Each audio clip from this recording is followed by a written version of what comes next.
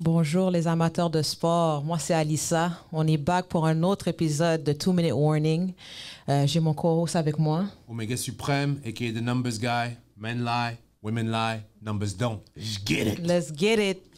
Comment qu'on commence le show aujourd'hui, Omega? On parle de beaucoup. Ouais. Avant de commencer, tu voulais parler de quelque chose? Ouais, écoute, on avait parlé d'un superfan la semaine dernière. On a un autre superfan que je dois absolument souligner. Son nom, c'est John Hamelin, qui nous donne beaucoup de force, commente, rajoute même nos vidéos. So John, we see you. Merci pour le support, merci pour la force, on apprécie. Une autre chose que j'ai remarqué en ligne, ça m'a sidéré un peu. Il y a beaucoup de commentaires et de likes de personnes sur Instagram que je pourrais dire, c'est des baddies. Et moi, je sais que ça vient pas de ma liste d'amis, je les connais pas, mais ils ont l'air d'être amis un peu avec toi. Donc moi, ce que je me demandais, est-ce que vous vous réunissez dans une baddie cave pour faire des meetings de baddies? Est-ce que quand on sort le show, tu as un baddie signal qui va, qui va dans le sky à Montréal? Est-ce que Alissa est la baddie whisperer? Yo, moi, je suis juste quelqu'un qui est là, qui fait un show. Shout out à toutes les baddies qui nous supportent, tous les fans qui nous supportent. Nous, on apprécie tellement le love. Pour de vrai, moi, là, j'ai rien à voir avec ça. OK. Mais tout ce que je dis, c'est merci, continuez à donner la force. On adore le fait que les femmes s'intéressent à notre show, surtout si ces femmes sont attirantes. Bien sûr, j'ai regardé un peu les pages. Jersey Dress. Les Jersey Dress is coming. Mais whatever you're doing, baddie whisperer, continue comme ça. Baddie whisperer, it's crazy. Bon, on commence avec la NBA. On commence avec la NBA cette semaine. Il y a tellement de choses qui s'est passé. Plusieurs joueurs ont eu des grosses games. Embiid a eu une game de 70 points. Wow. Damian Lillard a drop 70 points. Luka aussi? Ouais, Luka a drop 70 points aussi. Les gars sont en train de ball cette semaine. Mais je sais qu'il y a beaucoup de monde qui dit, tu sais, la défense dans la NBA, ça n'existe plus. What do you think about that? Moi, j'ai mon opinion. OK. Ben, mon opinion à moi, c'est qu'en effet, comme tu as bien dit, la défense dans la NBA, ça n'existe plus. Je vais vous donner une statistique qui est très intéressante. Dans les 70 premières années de la NBA, il y a eu 4 matchs où les joueurs ont marqué 70 points et plus. 4. En 70 ans. Dans la dernière année, on a... dans la dernière année, on a 7 matchs où les gens ont marqué 70 points et plus. Et encore pire, dans les 2 derniers mois, on a 2 matchs 70 points. Donc, 70 ans, 4 matchs. 1 an, 7 matchs où les gens ont marqué 70 points. Pour moi, la NBA... non, la défense... C'est très lazy comme excuse, moi, je dois dire. Okay. C'est très lazy pour dire qu'il y a des athlètes de haut niveau, ils ne jouent pas aucune défense. Il y a des gars qui sont engagés pour être des coachs défensifs, qui, tu vas me dire qu'ils utilisent aucun défense, c'est un peu ridicule à mon avis. Je sais qu'il y a beaucoup de monde qui a la même opinion. Mais moi, je trouve ça un peu lazy. 70 ans, la game a tellement évolué. Quand on dit faster, bigger, stronger, c'est pas pour rien. Ça, là, c'est les gars, là, que les Wemby, les Zion, les freak of nature de LeBron, c'est pas pour rien qu'on dit c'est un one in a million type of joueur qu'on a dans la NBA. C'est le talent des joueurs qui explique ça. Oui, parce que les gars, c'est pas comme si c'est des role players qui sont en train de drop des 70 points. C'est des gars qui vont être considérés un des meilleurs scoreurs.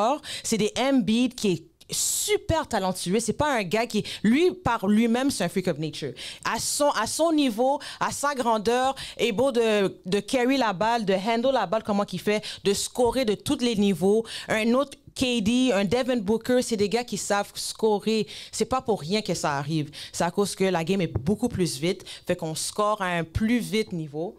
On score beaucoup plus en transition, en fast break, le plus de points vient en fast break et en 3 points aussi. On sait que maintenant, c'est une grosse avantage d'avoir le 3 maintenant parce que tu peux pas être un grand joueur sans avoir un 3. OK, là-dessus, je vais te challenger sur une chose. Le 3 points explique beaucoup de ce qui se passe. Ouais. En moyenne, les joueurs de la NBA commencent à shooter des matchs de 40 à 53 points shootés par match. Honnêtement, en tant que fan de la NBA est parfois unwatchable. Devient un concours de 3 points. Non, mais c'est ça l'affaire. On a des athlètes qui ont 6 pieds 11, 6 pieds 10 et qui savent shooter et qui prennent avantage de ce skill set-là. Mais pour moi, je vais encore une fois blame LeBron James. Oh mon Dieu. Il nous a donné une NBA qui est maintenant watered down, qui est maintenant soft on defense, c'est même pas lui qui est maintenant basée sur des super teams. LeBron. Tu parles de 3. Partner. Attends. On coupe le partenaire. Pause. Go ahead. Ref, Talk that intervient. shit, talk that shit. Intervient, Talk ref, that hein? Yo, intervient, Talk that ref. shit. Parce que, attends. LeBron n'a pas changé la game en tant que... Si tu veux parler de 3 points, parle à Steph. Parce que c'est lui qui a changé la game en termes de 3 points. Okay, c'est good lui point. qui a fait que les kids shoot lui, puis Dame, puis James Harden, les step back. Ça, c'est eux. Ça n'a pas rapport avec LeBron. OK, tu commences en force. Les bails de super team, moi, ma théorie, c'est qu'il n'y a pas de super team. Le seul super team que je peux dire, c'est peut-être Golden State avec KD, parce que c'est deux MVP dans leur prime sur un team. Mais les super teams ont vraiment commencé avec Boston. Quand KG, même là, pour moi, c'est pas un super team. Mais ça a commencé avec ça, puis après... How convenient. The guys that beat LeBron... Les gars qui ont battu LeBron, là, LeBron, j'avoue moi, j'étais pas une fan de la décision. Pour terminer là-dessus, Dwayne Wade, il a bien une statue devant l'aréna de Miami. Oui. Donc, tu vas me dire que LeBron James, qu'on regarde ça, est considéré numéro 1 ou numéro 2 dans l'histoire de la NBA en tant que meilleur joueur, jouait avec quelqu'un qui a une statue devant le stade et c'est pas une super team? Mais dans quel univers c'est pas une super team? Parce que tu sais pourquoi? Parce que toi, tu regardes juste... Toi, t'es un gars qui regarde juste parce que c'est des noms. OK, je vais te poser une question. Une statue? C'est pas ça, parce qu'il a changé la culture. Il a changé la culture. They call it Wade County. Il est plus grand que juste être un gars qui joue au basket puis il a gagné avec Shaq, là. C'est un gars qui a changé. Il a changé la culture de Miami. Il a apporté un ring à Miami puis il est resté à Miami pendant la plupart de sa carrière. Après, il est allé à Chicago après ça puis il est allé à Cleveland. Okay. Mais on le reconnaît comme Wade County. OK. Fait que c'est sûr qu'elle allait avoir une statue. So you just made my point. C'était une super team, deux Hall of Famers ensemble. Un super team, c'est un team qui est good regardless. Un super team, c'est un team que quand tu perds ton MVP, tu peux quand même aller en finale puis gagner Golden State. Ça, c'est un super team. Quand LeBron est parti, est-ce qu'ils ont même fait les playoffs, Miami? Man, avec 70 ans. Mais exactement. Exactement. C'est pour ça que c'était pas un super team. Bosch commençait sa transition. Si c'était LeBron et Dwayne Wade et Chris Bosh en 2007, là, j'aurais dit, OK, ouais. Okay. It kind of looks like a super team. Bon, en tout cas, on commence en force. Je vais te concéder celui-là. Tout ça pour dire, c'est que les gars jouent la défense. Un des meilleurs joueurs maintenant, c'est un two-way player, qui est Giannis, qui a gagné Defensive Player of the Year. Kawhi, c'est un bon joueur. Il joue 2 fois. Il joue les deux sides du court. Paul George, il joue défense et offense. Jaylen Brown joue les deux. Fait que c'est pas... Moi, je dis pas que c'est dead. Okay. C'est lazy. À suivre. C'est plus... La game est plus vite. Le pace de la game est beaucoup plus vite, oui. Mais ça veut pas dire qu'il y a pas de défense qui joue. Il y a la défense qui joue, sauf que les gars ball. You can't do nothing against a guy that could score from where he could score. C'est juste... Il n'y a pas de défense qui arrête ça. Tu peux pas... Okay. On va voir, mais en tout cas, on va voir la continuation. C'est une belle saison de la NBA, on est d'accord là-dessus. Une belle saison. Continuer, on a des superstars qui marquent beaucoup de points. Continuer comme ça. Et j'ai hâte de voir ce qui se passe next. Mais en tout cas, pour moi, 4 fois en 70 ans, puis d'un seul coup, c'est 7 fois en 1 an. Mathématiquement, ça marche pas. Ça parle des joueurs. Ça marche pas. Ça parle du talent. Parfait. OK. Maintenant, passons à d'autres choses. Alice est en forme aujourd'hui. OK. C'est bullet aujourd'hui. All right. The year of the shooter, 2000 Kobe. Let's go. Qu'est-ce qu'on a d'autre à parler de la NBA? Est-ce que les Clippers sont legit? J'adore cette question-là. C'est quoi ton take là-dessus? Moi, je suis pas une grosse fan des Clippers. Okay. Mais l'équipe en tant que telle, ça fait plusieurs années que je dis les Clippers. Après ça, Kawhi joue pas dans les playoffs. Après ça, quelque chose arrive. Paul George est tout seul. Ou quelque chose. Mais cette année, tout marche. Ouais. Puis j'étais pas une fan du trade de James Harden. Personne n'était, je pense. Mais j'avais tort parce que ça marche. Là, c'est une question de est-ce que James Harden va rester James Harden en playoff? Parce que c'est toujours ça le problème. En saison régulière, il fait ce qu'il a à faire, mais est-ce qu'il peut faire ça en playoff? Moi, c'est un peu tôt, mais moi, ma finale, comment je le vois, c'est si tout va bien, c'est Clippers puis Boston. Oh, en finale. Big take. Fait que si tout va bien, si c'est pas Clippers, ça doit être Denver. C'est un de ces deux-là. Mais c'est Boston... J'aime ta vision. Moi, de mon côté, je pense que les Clippers sont legit. On va commencer par, encore une fois, les numbers. Ils ont 32 victoires, 13 défaites pour le moment dans la saison de la NBA. Donc, on parle d'un record qui est vraiment bien au-dessus de 500%. Ouais. De 500%. Une chose intéressante, les leading scorers, Kawhi Leonard, 24 points par match. Paul George, 22 points par match. Et puis, on a James Harden à 17 points par match. Donc, on voit que les gens distribuent. On voit qu'il y a un jeu d'équipe. C'est équilibré. On voit que beaucoup de gens ont coupé leur shot.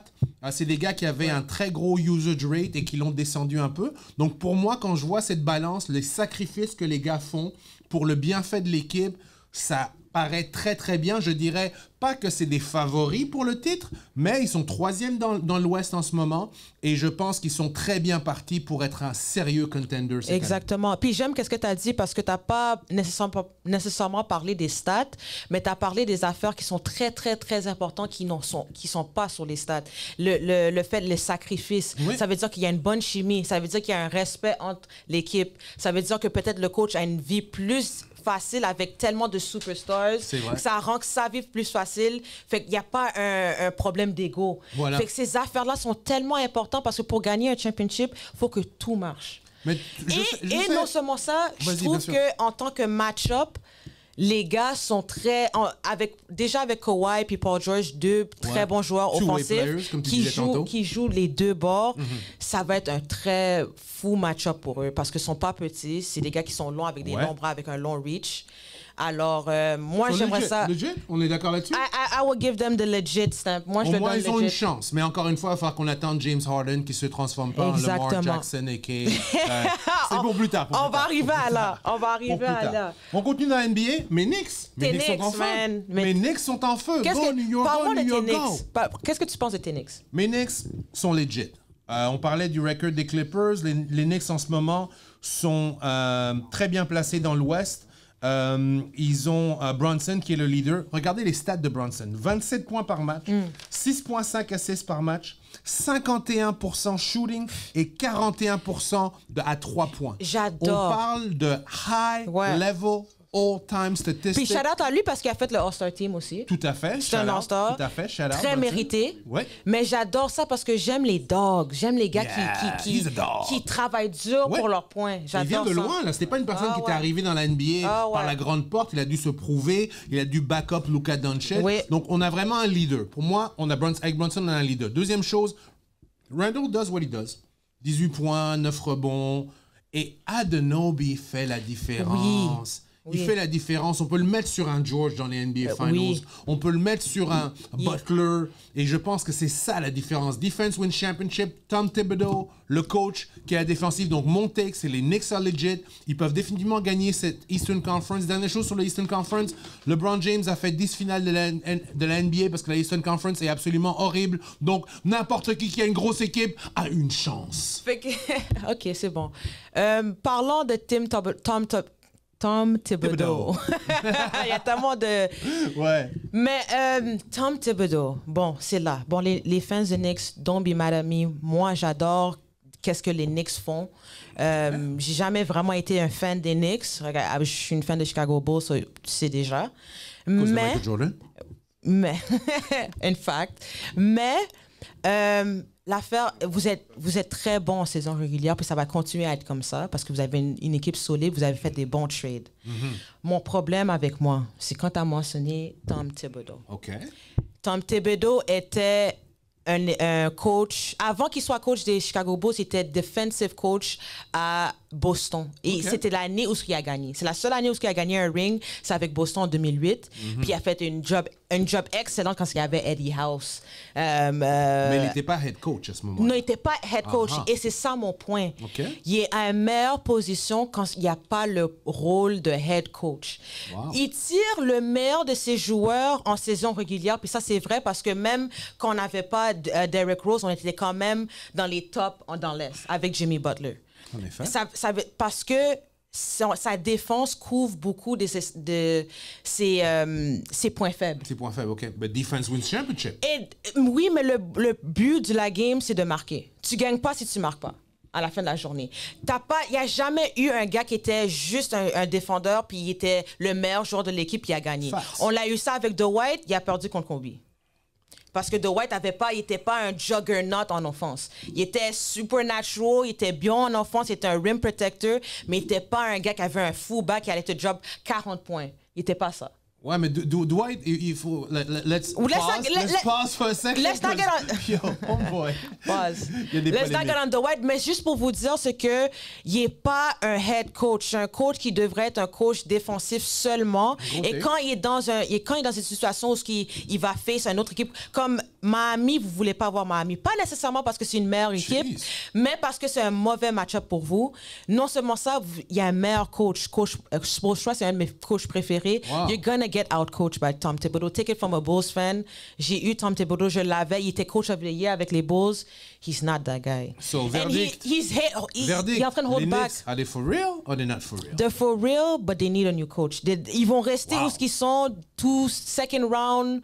Ils vont se faire éliminer parce que le coach is going to hold them back. Tom Thibodeau. Wow, that's hate. That's hate. Non, tu peux pas. C'est trop old school son style de jeu. OK. On va voir. La saison est encore longue. Les Knicks ont un bon record. So let's get going. Let's get going on that. Je dois parler de la CAN. La Coupe d'Afrique des Nations. Encore une fois, un beau tournoi de soccer. Une des meilleures Coupes d'Afrique des Nations que j'ai vues depuis très longtemps. Tout le monde en parle. Puis après une game, j'étais dans l'Est. J'ai entendu des klaxons. J'ai regardé, j'ai vu un flag. J'étais comme, oh, c'est nice à voir ça à Montréal. Là. Super. C'est fou. Et là, au moment du taping, on est rendu à la demi-finale de la Coupe d'Afrique des Nations. Il y a deux choses que j'ai remarquées qui sont vraiment nice. Première chose, c'est vraiment la Coupe d'Afrique des Nations où c'est la fin des complexes. Avant, quand j'étais plus jeune, dès qu'il y avait une équipe africaine qui avait des joueurs qui jouaient dans les gros clubs européens, les gens étaient intimidés. Et souvent, les grands noms, le Maroc, des gens comme qui ont beaucoup de bons joueurs, intimidaient les joueurs. Cette année, tous les favoris sont quasiment out of the competition.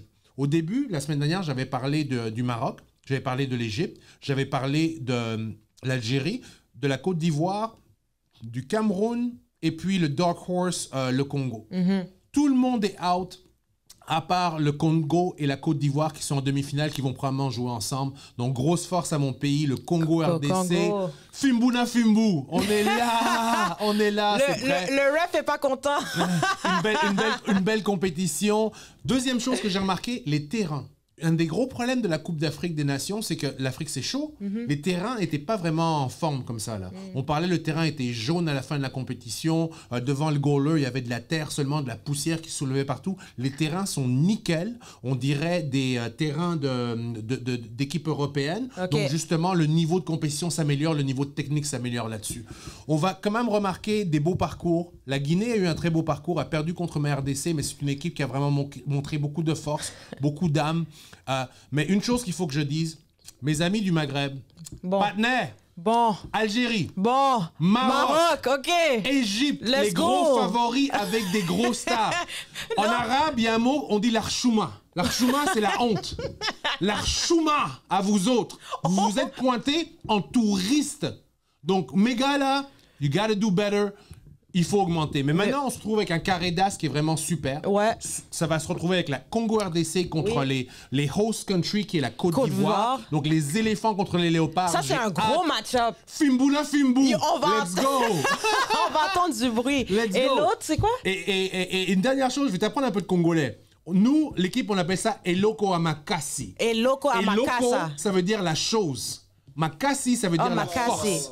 Et Loco et Makasi. Tu dois mettre un carton jaune. Oh, hate! That's hate! Oh! Tu dois mettre un carton jaune à Omega. Oh! Ça, c'est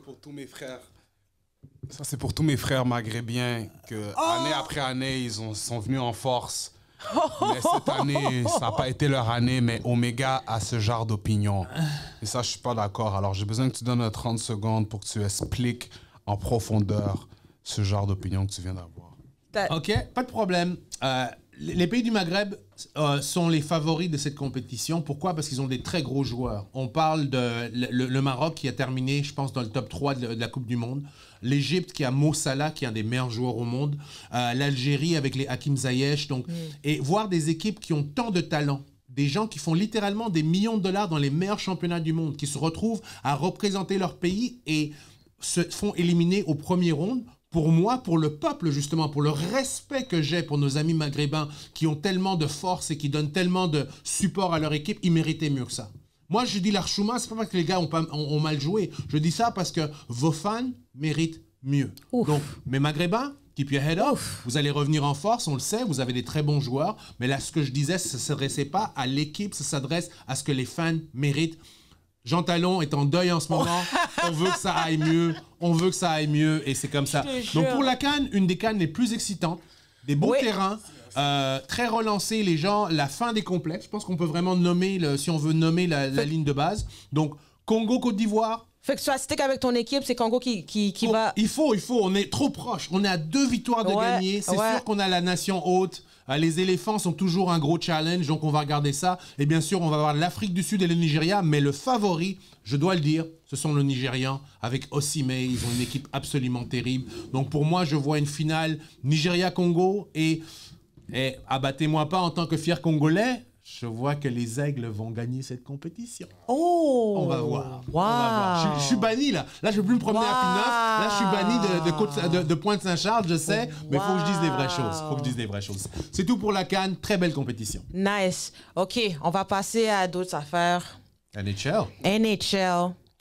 Un goalie qu'on peut dire qu'il n'est pas overrated. Parce que lui a gagné. Patrick Roy a été signé comme entraîneur-chef des New York Islanders. Félicitations, le roi Patrick. Puis il est venu à Montréal, c'est sûr. Il est venu, il a perdu contre les Canadiens de Montréal. What do you think? Qu'est-ce que tu en penses? Montréal, ça faisait un peu bizarre de voir Patrick traverser la barrière des joueurs en tant que coach d'une autre équipe. Et on avait parlé dans nos discussions, justement, et ça me fait du mal à le dire. Est-ce que Montréal sont les Cowboys de la NHL? Mais c'est ça, exactement. Moi, je crois que oui. Comparaison, la dernière fois que les Dallas Cowboys ont gagné, 95. La dernière fois que les Canadiens ont gagné, 93. C'est un peu proche. On va dire, dans les années récentes, Tony Romo, Carey Price, ils n'ont pas gagné. Madre Dios. Pour dire, c'est que quand même, ils sont allés loin. Quand même, sont allés en finale. C'est pas le même sorte de sport. Je sais que les conditions sont pas la même. Est-ce qu'on peut comparer Des Bryant à Piqué? I love your things today. Elle est en forme aujourd'hui. Give it up for the first lady. Est-ce qu'on peut comparer Molson à Jones?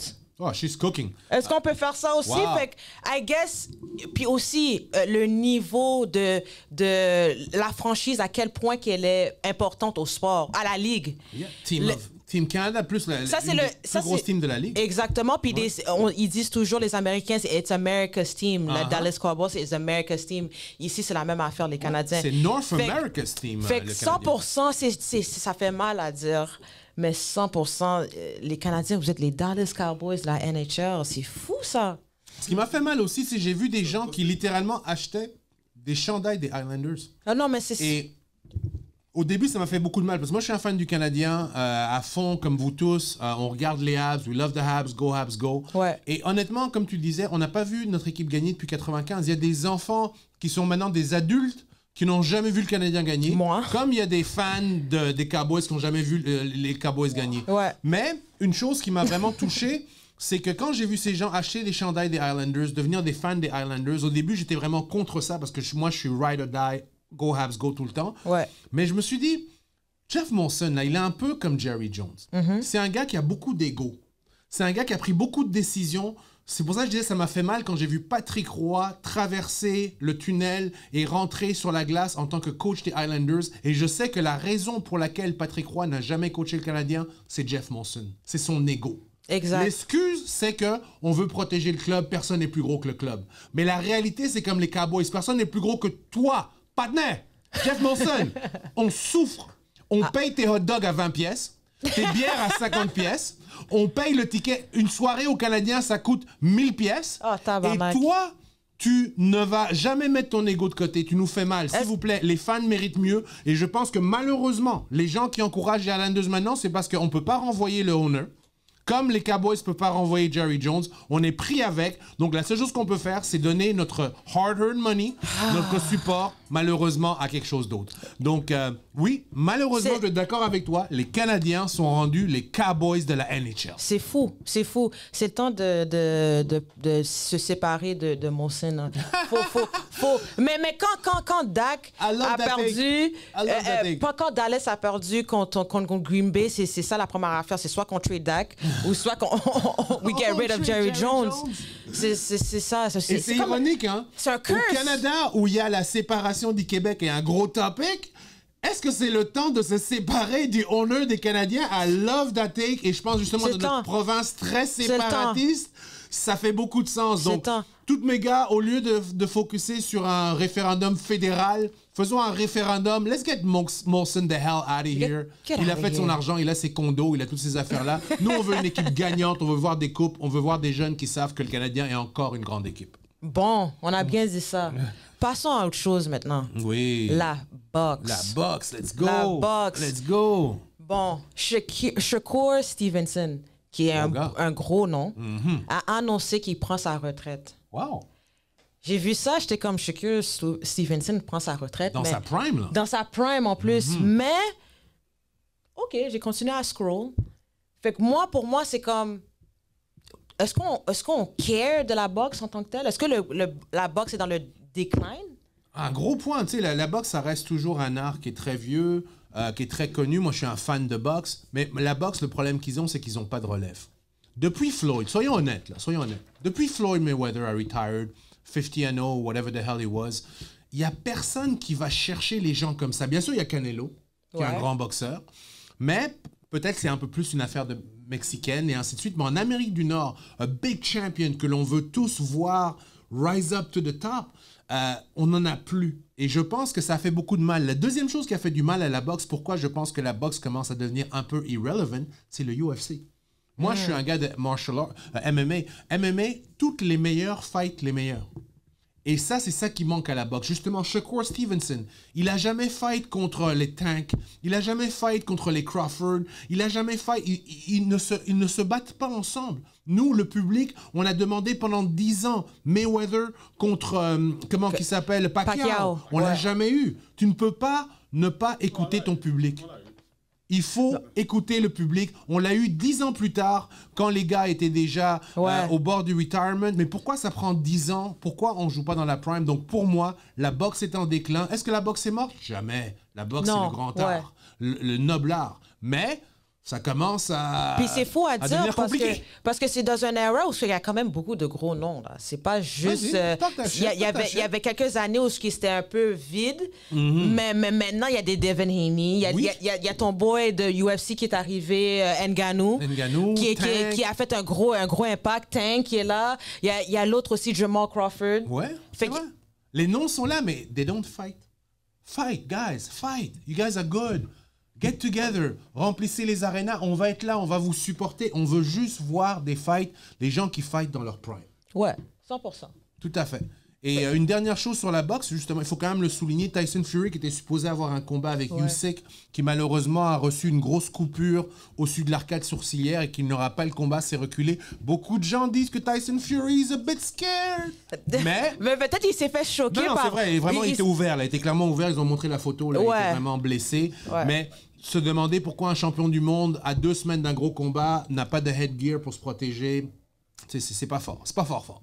Pas fort. Mais à continuer à voir et on espère avoir définitivement des bons combats qui s'en viennent. Moi là, comme on avait dit dans l'autre épisode, là, j'attends juste le combat de Arthur Beterbiev. Yeah, ça va être chaud. J'attends ça parce que là, je le suis. Puis, tu sais, Montreal. Une chose que j'aimerais savoir, parce que c'est quand même... Toi, t'es une femme. Comment t'es rentrée dans la boxe? C'est-tu du monde dans ton entourage qui t'ont mis là-dedans? Non, c'est juste, honnêtement, j'aime plus la boxe que le UFC. OK. Parce que le UFC, c'est un peu too much. Un peu trop brutal. Un peu trop frappe à terre. Je fais encore le petit, tu comprends? Ouais, je comprends. Mais la boxe a toujours été là. Okay. C'est juste une question de suivre chaque combat et suivre le storyline. Mais la boxe a toujours été là. C'est juste un fait, comme tu as dit. Moi, quand c'était les Mike Tyson puis tout ça, j'étais un peu trop jeune. Ouais, c'est ça. J'étais beaucoup trop jeune. Puis il y avait un vide. Puis il y avait après ça Mayweather qui a pris la relève. C'est ça. Mais ouais, c'est un sport intéressant. J'aime tous les sports pour de vrai. C'est juste une question de you have to put on a show. Ouais, tout à fait. Et peut-être c'est moi qui got it wrong parce que souvent, tu sais, en tant qu'homme, on a l'impression, les femmes sont pas vraiment dans le sport, faut qu'elle ait un grand frère qui l'introduise. Et ça que j'aime de travailler avec toi, c'est que vraiment, tu vois que non, that comes from you. You built like that. You're interested into that. Je pense que c'est important à souligner pour que le public apprenne à nous connaître un peu plus en tant que personne. Et mais j'ai pas de frère en passant, je suis enfant unique. Oh shoot, elle est née comme ça. Je suis enfant unique, j'ai pas de frère. C'est pour ça que ça prend un marabout. Did I walk? J'ai fuck up mon affaire. mais ouais. Passons à d'autres choses. Là, OK. Là, c'est le main event. Là, on va passer à la NFL.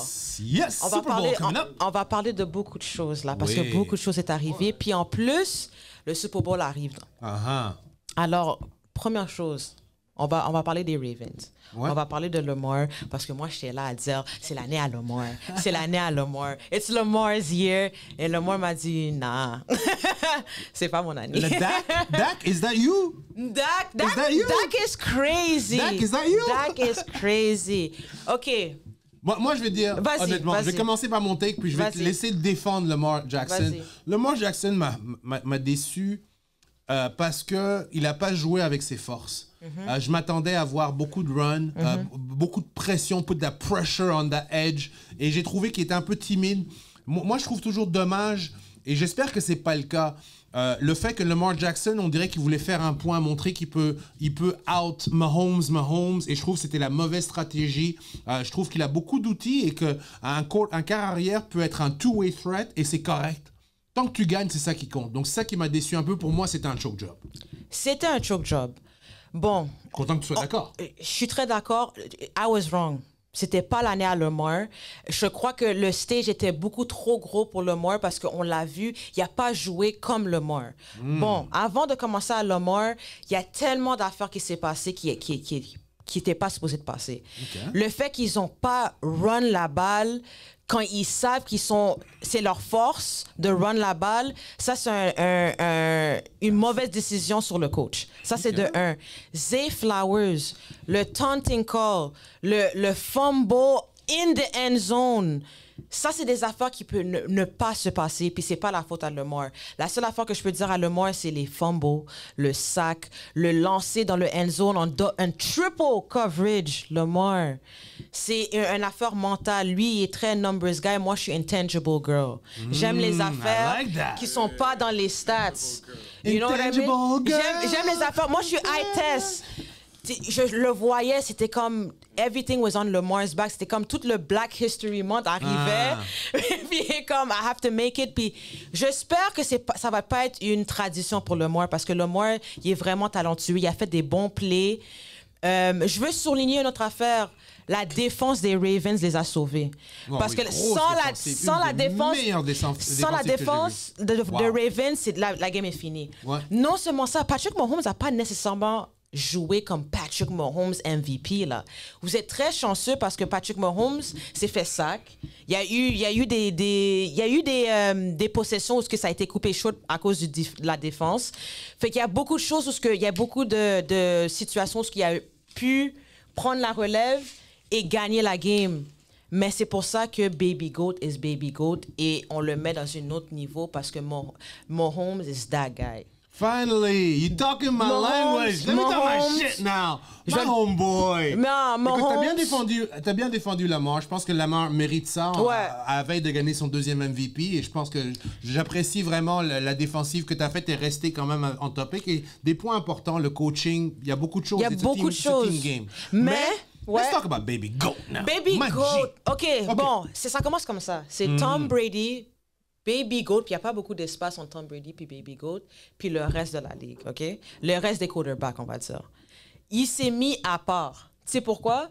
Parce qu'il n'y avait pas de pression pour lui d'être Mahomes. Il y avait juste une pression pour lui de gagner la game. Just win, baby, comme disait Al Davis des Raiders. Il n'était pas comme une situation où son dos était contre le mur, puis il fallait qu'il gagne. Il était là, il était posé. C'était la game à Kelsey. Kelsey est bien on fire. Super bien joué. Je sais pas ce que Taylor fait là, mais keep doing it, girl. Yo, girl, just keep doing it. C'était la game à Kelsey. Mais talk about your boy Mahomes. Parce OK, ma homeboy. Je vais vous parler de ma homeboy. J'aime beaucoup ce carrière-là. Première chose, c'est le plus jeune joueur à être League MVP and Super Bowl champion. Le plus jeune de l'histoire. Commençons avec ça. Continuons. C'est le premier player du 21e siècle de gagner le MVP et le Super Bowl la même saison. Ce qu'il est en train de faire, c'est vraiment du baby GOAT, du baby Jordan. Il a le plus haut passer rating de l'histoire de la NFL en ce moment, avec 105.7. Ce qu'il fait est historique à tous les niveaux. C'est le plus jeune. Il a juste 6 ans en tant que starter et il est à la veille de gagner son 3e Super Bowl. Ça doit être souligné. Ce gars est absolument extraordinaire. Il a des saisons de 4000 yards et plus. Et il est le seul de 2 joueurs à avoir 5 saisons de 4000 yards par année. Le deuxième, c'est Peyton Manning. Donc moi, gros take. Non seulement il est baby GOAT, il est déjà le GOAT. Votre chien est déjà mort. Non. Tom Brady, 7 rings, my man from Michigan, love the guy. Mais le secret, the biggest secret in this NFL season, Mahomes is already the GOAT. He's already that guy. Il a déjà la meilleure début de carrière qu'une personne ait jamais eu. C'est le bon Dieu, c'est Jésus-Christ, c'est la Vierge Marie, c'est Mahomes. He's the man. Non, mais 7 est meilleur que 2. T'es un numbers guy, you know this. No doubt. Fait que tu peux pas dire que c'est une question de temps, hein, mais tu peux pas dire qu'il est le GOAT maintenant. Il a même pas encore gagné. On va dire qu'il perd contre Brock Purdy. He's still the GOAT? Oh, il perd contre Brock Purdy, mais je le descends. Je commence à écouter du Taylor Swift. Il perd contre Brock Purdy, mais je commence à écouter du Taylor Swift à fond. Shake it off, shake it off. T'écoutes déjà du Taylor Swift. Ouais, il faut quand même, une fois de temps en temps. Je vais pas dire, tu sais, I'm in touch with my inner white girl. Parfois, là. Sometimes. Pause. Ça, c'est fou. En parlant de Brock Purdy, regarde, Brock Purdy, il a vraiment pas bien joué contre Green Bay. Il a pas bien joué le premier half contre les Detroit Lions. Facts. Mais on peut pas. Il a fait qu'est-ce que Lamar était supposé de faire. En deuxième half, il a pris l'équipe, il l'a mis sur son back, puis il a gagné la game. Et winners win. Winners win. On peut rien enlever à Brock Purdy, même si je n'étais pas trop fan de ce qu'il a fait jusqu'à maintenant dans les playoffs, mais il a gagné. Brock Purdy, il me fait peur. Ouais. Je suis pas sûr si je serais dans son locker room que je serais confiant envers mon carrière. Honnêtement, comme tu as mentionné, contre Green Bay, c'était un des pires matchs que j'ai vu un carrière partant jouer. Puis, à la fin, il arrive en force. Maybe that's his brand. Tu comprends? Encore une fois... c'est pas un game que tu veux jouer contre Kelsey et Patrick Mahomes. Tu veux pas jouer close avec eux. Tu veux prendre un lead puis garder le lead parce que ces gars-là, c'est comme des Tom Brady. Il faut donner les props à Purdy quand même. Il est dans le Super Bowl. Il était Mr. Irrelevant il y a 2 années, le dernier pick de la draft. Et maintenant, il est dans le Super Bowl. Chapeau à toi. Mais attends, laisse-moi terminer. Partner, Purdy, on va te chicoter dimanche prochain, frérot. Tu vas souffrir. Tu vas te rappeler comment t'étais dans ton petit college où t'es parti, là. There's levels to this shit. My homeboy is baby Jordan. He's baby GOAT. And... personne ne peut l'arrêter. Mais tu vois, pour moi, c'est à cause que c'est une ligue de quarterbacks, puis on met l'emphasis sur les quarterbacks. Mais pour moi, c'est même pas le meilleur joueur sur l'équipe. Okay. McCaffrey is the best player on the team. He's arguably one of the best running backs ever. Facts. So, c'est lui qui va faire la différence. Brock Purdy doit juste faire en sorte qu'il n'est pas en train de throw des picks. Il garde le momentum. I like that mais Purdy, c'est pas le meilleur joueur joueurs sur les 49ers, on s'entend. Gros take. Écoute, j'adore ça. Comme tu dis souvent, on devient excité avec les quarts arrière puis tout ça. Mais c'est un jeu d'équipe. On oublie toujours McCarthy que... is that guy. And c'est pas rentrer dans It's Black History Month et le meilleur joueur de la NFL est peut-être un white running back. C'est assez drôle. On adore ça.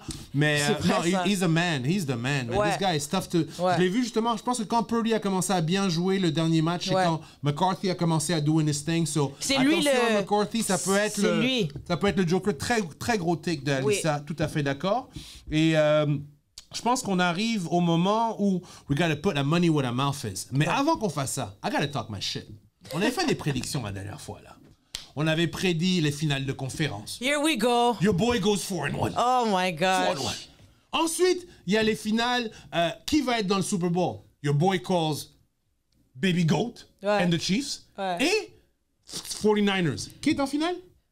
The Baby Goat puis Donc, 49ers. ça fait, après être 4-1 et 2-0, ça fait 6-1. Donc, toi, là, qui m'écoutes, là, partenaire, si tu avais parié sur les bêtes que The Numbers Guy avait données, là, t'as une nouvelle caille, t'as une nouvelle auto, t'as une nouvelle blonde, plus hot, tu peux l'amener dans des belles dates. Donc, écoutez nous autres, écoutez 2-Minute Warning, écoutez surtout The Numbers Guy, because you never know, I might make you a couple of dollars. Bon, attends. Ma chérie, that's enough. Pour me défendre, OK, les Bills, man, qu'est-ce que vous avez avec vos kickers?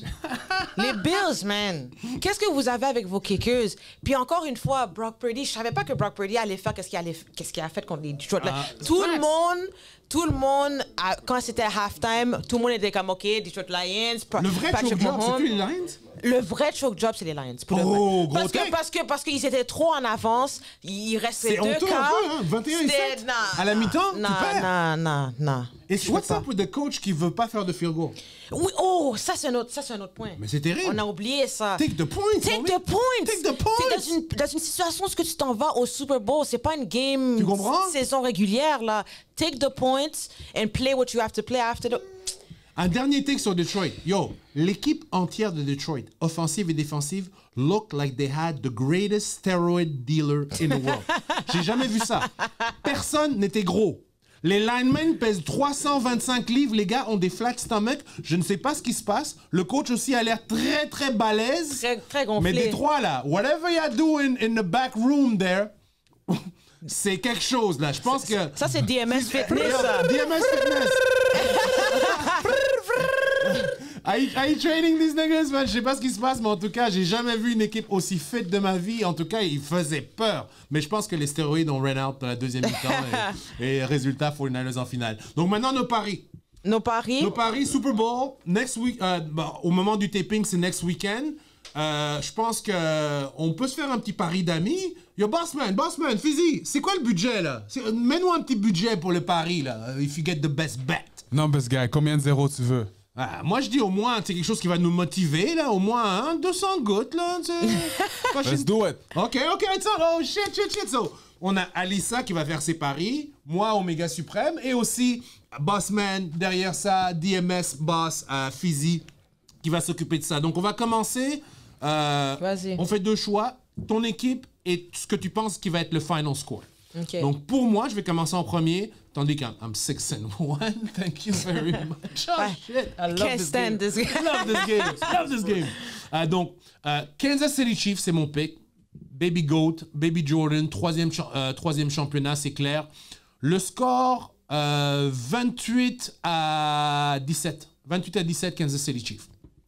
OK. Moi, j'ai bet against Baby Goat une fois, puis je le ferai pas 2 fois. Smart girl. So, Baby Goat va aller all the way. 30 et 24. OK. 30 et 24. J'aimerais ça que ça soit close game. High scoring, nice close game. Yeah. Fizzy, t'as qui? 21-17, Kansas. Kansas City, Kansas City, 21-17. So, the picks are in. On va voir. On va se faire un bon petit get together, a bit of a team building thing. J'invite tout le monde à venir. Notre team qui va venir à The White House, mon crib. Je tiens aussi à souligner, on a souligné nos super fans. On a une belle équipe ici. Je tiens à remercier nos gars de son, lighting, DJ Flip, Sony qui sont dans le background. Bien sûr, Bossman Fizzy qui est là, DMS, the whole team. Really appreciate you guys. Et si vous voyez ce que vous voyez, c'est parce qu'on a une belle équipe qui travaille fort chaque semaine. 100%. So, gros merci à l'équipe. Et est-ce que tu entends ça?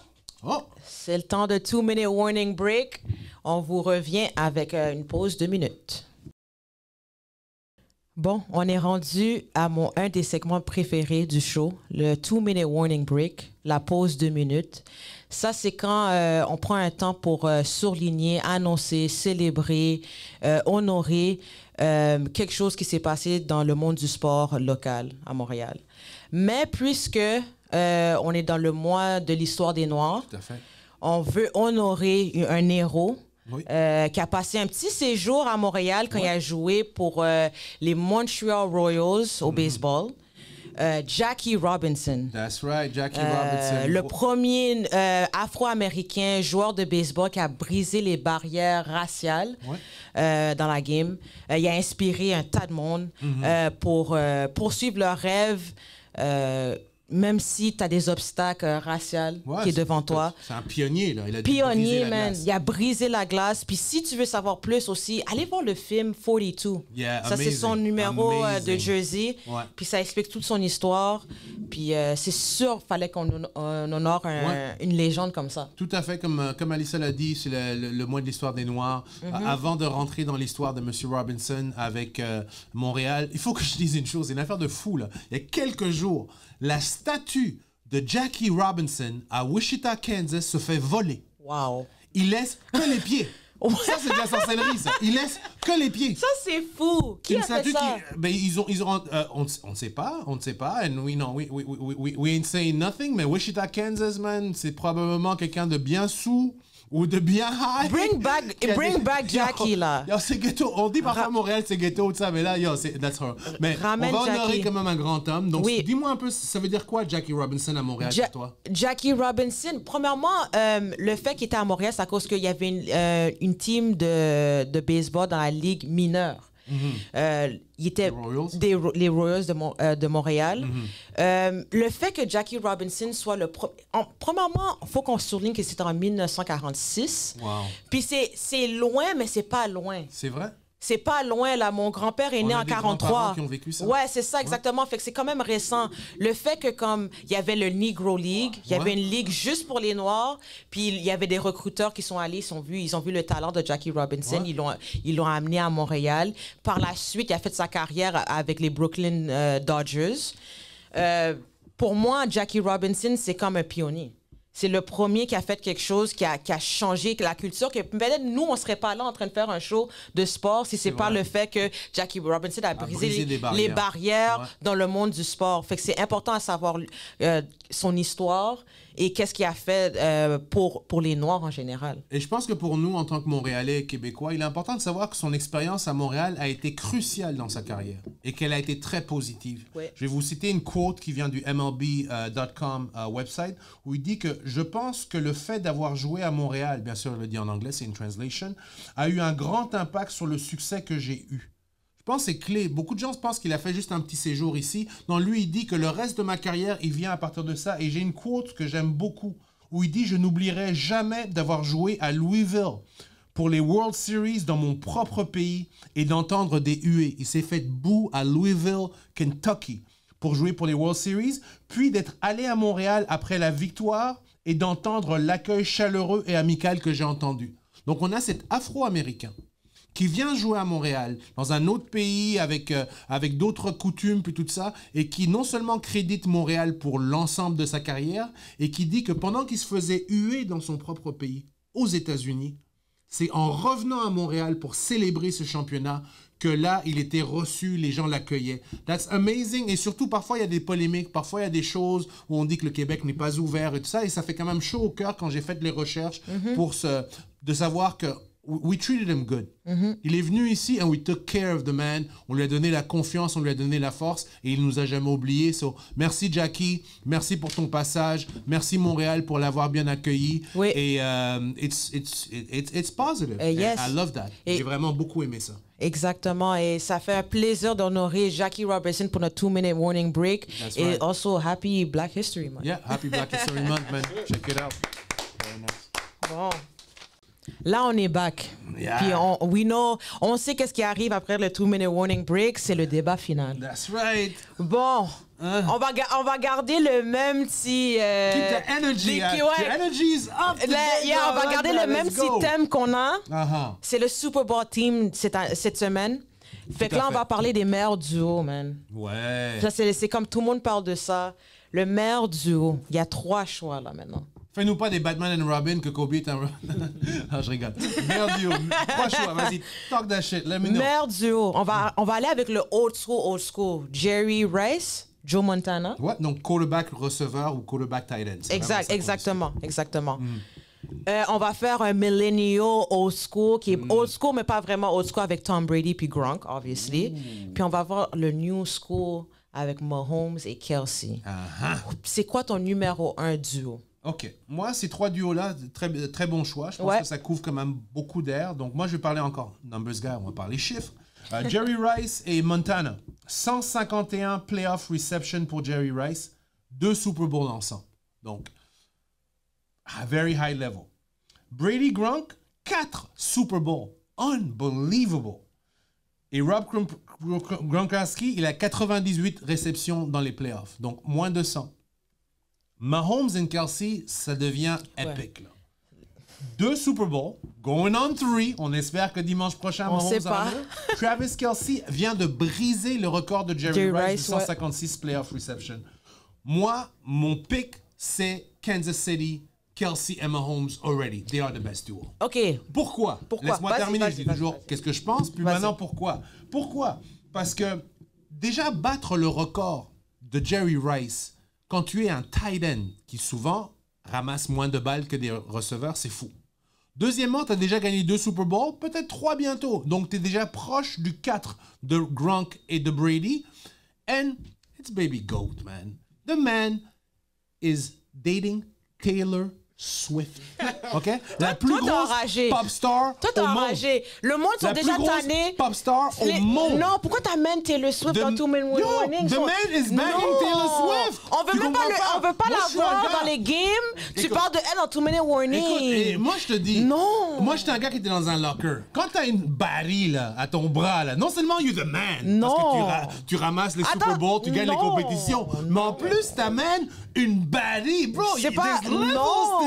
C'est comme ça, je suis désolé. Non, on va pas parler de ça. On va pas parler de ça. Because of Taylor, because of Baby Jordan, because they're about to win the third and ils ont brisé tous les records, moi, mon pick, c'est Kansas City. Let's go. Toi, ton pick, c'est quoi? Moi, je vais aller avec Tom Brady puis Gronk. Oh, OK. Je vais aller avec Tom Brady puis Gronk. Tom Brady, je vais juste dire un parallèle que... Quand Tyreek Hill est parti, toutes les réceptions vont aller à Kelsey. Fait que c'est sûr que... Puis quand tu joues contre Baltimore qui je comprends pas comment qu'ils ont pas... Encore une fois, ça m'énerve qu'ils ont pas joué une bonne défense contre Kelsey parce que Kelsey... Non, c'est pas qu'ils sont pas, c'est qu'ils ont mal joué. T'as vu la défense. La défense était exceptionnelle, sauf contre Kelsey. Fait que les numbers peuvent être misleading des fois. Des fois, tu peux voir les numbers, puis tu vois les games, puis t'es comme, je peux comprendre pourquoi il a battu le record. Puis ça fait pas de sens non plus qu'ils ont laissé ce gars-là avoir tant de réceptions. So Brady et Gronk, c'est quoi qui les sépare de Mahomes et de Kelsey? Pour moi, Brady et Gronk, Brady, comme je dis toujours, c'est la longévité. Brady est là, ça fait des années, puis c'est pas une question de, je crois pas qu'il peut atteindre ce niveau-là. Mahomes, il l'a déjà fait. Il doit l'atteindre pendant un long moment, parce que Brady l'a pas fait pendant juste 6-7 ans. Il l'a fait pendant un bon bout de temps, il a changé d'équipe et il l'a fait encore. C'est vrai. Tu comprends? Tout à fait. I'm gonna go with the best quarterback. And the greatest tight end of all time. Oh, Gronk, greatest talent of all time. Oui. Meilleur que Kelsey, Meilleur que Tony Shannon Gonzalez, Sharp. meilleur que Oui, Shannon Sharp. oui, 100%, oui. Wow. Ben, écoute, c'est des choses que moi, je vais pas... Tu sais, ce que j'aime dans notre show, c'est we don't argue for the sake of arguing. Yeah. Faut qu'on ait un point. Moi, je vais jamais disrespect Gronk et Brady. Je vais aller avec le greatest QB et le greatest tight end of all time until que eux, ils peuvent le faire à le niveau que eux ils l'ont fait. Mais ils ont déjà le plus de connexions ensemble. Ils ont pour les... Ils ont déjà le plus de passes d'un quarterback en playoff vers un receveur. Ils ont déjà 2 Super Bowl, Tom Brady bientôt 3. Et ils ont Taylor Swift. Est-ce que Tom Brady a Taylor Swift? Il avait Gisele Bundchen. Oui, Gisele. Yo. Gisele, c'est un super model. You know what I mean? Come on. Mais elle faisait un show par année. C'était le Victoria's Secret. Là, elle mettait ses ailes. Ses ailes, oui. Yo, combien de shows Taylor Swift fait? Combien de shows? 100? 200? I'ma let you finish. On a connu Taylor Swift à cause... On a connu Taylor Swift à cause de Kanye West. Avant ça, là, he made her famous? Nous, on connaissait pas Taylor Swift. Wow. Nous, là, quand Taylor Swift a gagné, tout le monde était comme, mais Beyoncé a eu... Tout le monde a eu la même réaction que Kanye West. So Kanye was right? Kanye was fucking right. Damn! What the fuck you mean? I'ma let you finish, Taylor. She's cooking. But this is not your show. Ça, c'est NFL. C'est Kelsey versus Brock Purdy. Excuse-moi, c'est Kelsey versus McCaffrey. C'est Brock Purdy versus Mahomes. C'est ça, c'est une autre affaire. Andy Reid, gros coach, hein? Gros coach. Fait qu'on on peut tout faire les sortes de... C'est un beau Super Bowl. Je pense qu'on est gâtés quand même. En tant qu'amateur de sport, on est gâtés. On va se faire un beau Super Bowl. J'ai une question pour toi. Vas-y, talk to me. T'aimes mieux chill avec le père à Mahomes ou le père à Ja Morant? Oh, shit! That's a good one. Honestly, Ja Morant's dad, il est extra, mais il a l'air le fun. Like, just to have a good time. Moi, je suis assis dans le sideline avec le Usher lookalike Ja Morant's dad. Yo, je suis sûr qu'on a du bon temps, là. Je suis sûr qu'on a du bon temps. Ja Morant, le père à Ja Morant, il a l'air comme s'il est vraiment le père à Mahomes, il a les cigares. I'm an aficionado. I ain't mad at that. You know what I'm saying? Ouais. Et puis, encore une fois, il y a Taylor Swift qui est pas loin. Merci beaucoup. Merci beaucoup à tout le monde. Ouais. Épisode numéro 5. Donnez-nous la force. Ouais. Like, subscribe, follow. DMS. Let's get it. Let's get it.